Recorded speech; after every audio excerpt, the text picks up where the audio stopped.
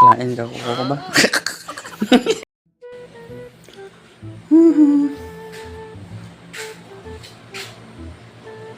Busy gid sa ba?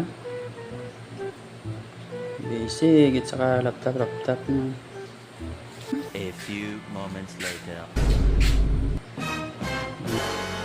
Are. Testingan ta. Ma.